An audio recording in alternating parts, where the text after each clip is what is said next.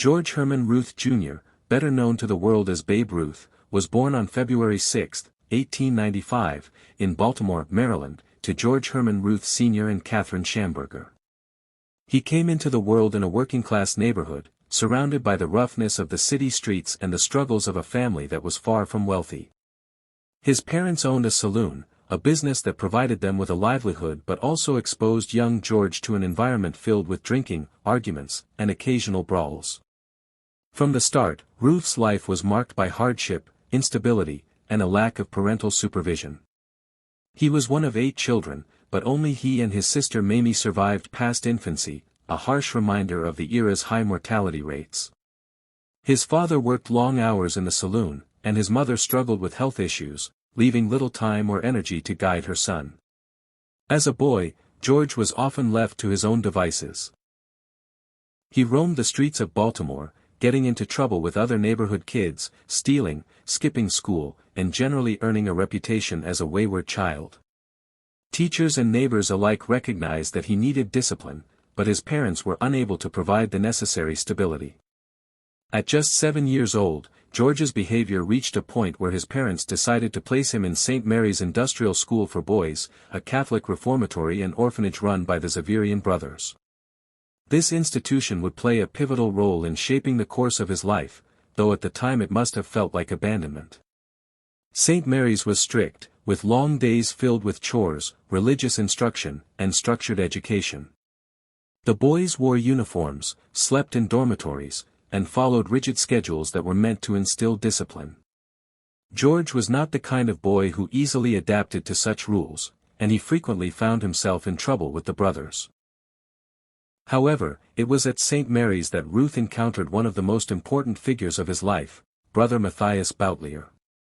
Brother Matthias was a towering figure, both physically and morally, who recognized the spark of energy and raw talent within young George. Instead of punishing him excessively, Matthias encouraged Ruth to channel his boundless energy into sports, particularly baseball. The boys at St. Mary's played a variety of sports, but baseball was Ruth's passion. Brother Matthias spent countless hours teaching him the fundamentals of hitting, fielding, and pitching. Ruth absorbed everything eagerly, developing an incredible swing that would later become legendary. His natural ability stood out immediately. He could hit balls farther than anyone else his age, and his strong left arm made him a formidable pitcher. Baseball became not only an outlet for Ruth's restless energy but also a path to a better life beyond the confines of the reformatory. During his teenage years, Ruth's talent blossomed. By the time he was in his mid-teens, as Babe Ruth entered the 1930s, he was no longer just a baseball player. He was a cultural phenomenon whose name carried weight far beyond the diamond. The Roaring Twenties had made him a household name, a man whose image could sell newspapers, candy bars, and virtually anything he endorsed. But the new decade also brought challenges. Age began to creep up on him, and the wild lifestyle he had so freely embraced started to take its toll on his body. Though still dominant, Ruth had to contend with the reality that he could not forever defy time.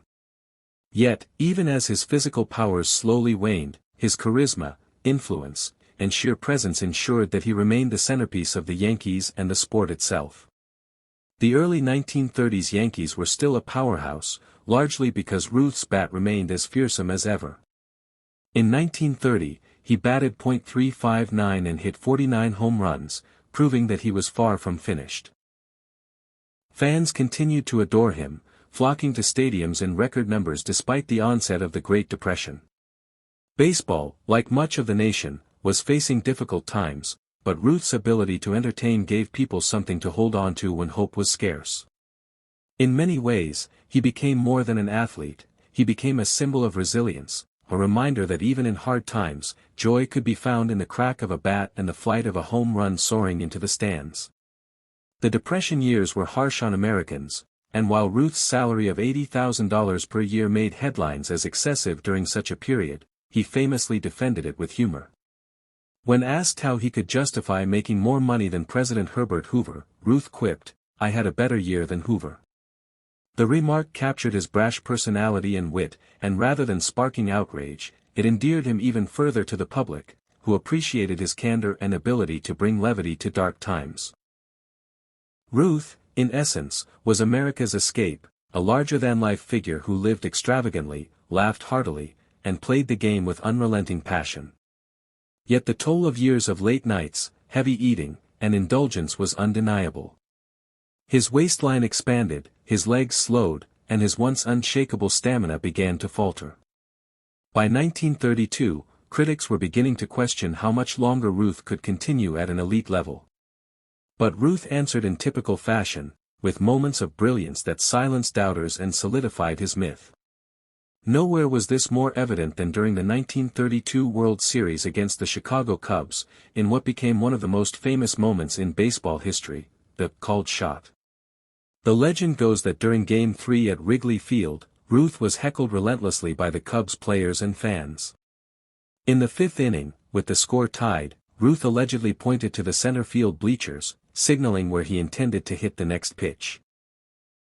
On the very next swing, he launched the ball into that exact area for a home run, stunning the crowd and humiliating the Cubs. By 1947 and 1948, the once mighty Babe Ruth was a shadow of the man who had electrified baseball fields for 2 decades. The booming laugh, the boundless appetite, the effortless swing that had changed the game, all were diminished by illness. He suffered from a rare form of throat cancer that doctors struggled to treat effectively. Radiation treatments and experimental drugs offered little relief, and Ruth often endured long nights of pain. His voice, once booming enough to command attention in a ballpark or a crowded saloon, grew raspy and faint, as if life itself was being drained from him. Yet, even as his strength faded, his spirit remained defiant, and he continued to appear for the game he loved whenever possible. In April 1947, Major League Baseball declared the first official Babe Ruth Day, honoring him across every stadium. At Yankee Stadium, a capacity crowd gave him a hero's welcome. Ruth, in a tailored suit and hat, took the microphone and spoke briefly, his words strained but heartfelt. Fans knew they were seeing a man fighting his greatest battle, yet still giving everything he had to the game. His presence alone was enough to fill the stadium with emotion, and players, coaches, and fans alike were moved by the sight of the aging legend standing before them. The following year brought perhaps the most iconic moment of Ruth's final chapter. On June 13, 1948, the Yankees celebrated the 25th anniversary of Yankee Stadium. Ruth was invited as the guest of honor, and though visibly frail, he insisted on attending. Dressed once again in his old pinstripes, number 3 on his back, he walked slowly onto the field, leaning heavily on a bat for support. The cheers that erupted from the crowd were deafening, a thunderous tribute to the man who had built the Yankees into a dynasty. Tears filled the eyes of fans and teammates alike as Ruth tipped his cap, standing tall despite his weakness. It was the last time he would appear in uniform, and the photograph of him in that moment became an immortal symbol of courage and memory. 2 months later, on August 16, 1948, Babe Ruth passed away at Memorial Hospital in New York at the age of 53. The news shook the country, and tributes poured in from every corner of the world. His body lay in state at Yankee Stadium, where more than 75,000 mourners filed past to pay their respects. The funeral at St. Patrick's Cathedral was attended by thousands, and millions more grieved from afar. The boy from Baltimore who had once been considered unruly and unmanageable had become, in the end, the most beloved sports figure America had ever known. Death could not silence the legend.